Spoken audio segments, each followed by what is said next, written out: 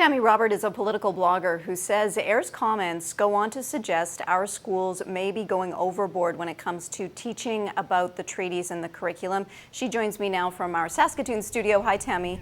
Hi, Jill. You go into detail on your oursask.ca blog about Minister Eyre's comments, but tell me what really stood out to you in the recent speech when she mentioned her son's homework. It's this narrative that Minister Eyre continues to promote, that the experience of Indigenous people in the early 20th century is less important than the experience of her own European ancestors, or at the very least that there's, somehow there's no room for both. And it's getting unsettling, because by suggesting that her own ancestors' history is as or more important than that of Saskatchewan's Indigenous residents, she's really minimizing their experience, and I believe she knows that's what she's doing. She denied today that she's trying to suggest there should be less Indigenous topics in our curriculum, and instead uses this word infusion, that it should just come up in all areas. What's your response to that? Well, my response would be that that is not what she said. I mean, she made it abundantly clear in her speech that she feels that the current curriculum is, in her own sarcastic way, is leaning too heavily towards certain areas of, of the social history of Canada.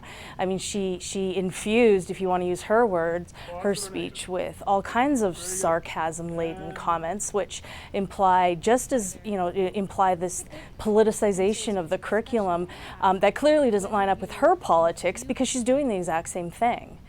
How do you think her comments around all of this could impact treaty education in our schools, or could they? She's the education minister. I have a lot of respect for Bronwyn as an opinion, a woman with a strong opinion, but she's not in that game anymore. She's not in the opinion game anymore.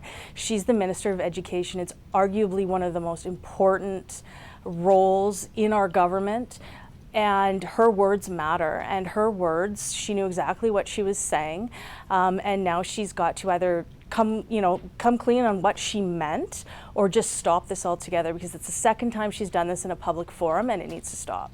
You wrote in your blog about how you have grown to understand the wrongs done by many of our ancestors who were European immigrants, and you said that if you could go back and change things, you would, but instead you're channeling your energy into reconciliation. Tell us more about how you're doing that. Well, I do understand to a certain extent, and I've experienced resentment too when I've, especially initially when the word settler started to take on a negative connotation or a negative meaning. And like I said, all 8 of my great-grandparents were settlers. And so I resented it initially.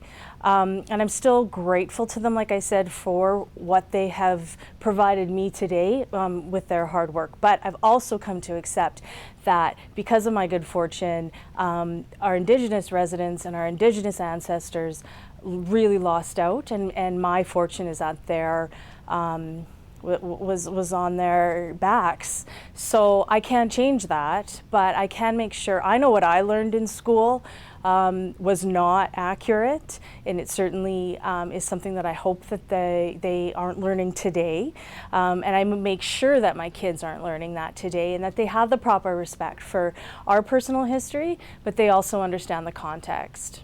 Thanks so much for your time today, Tammy. I appreciate it. Thank you.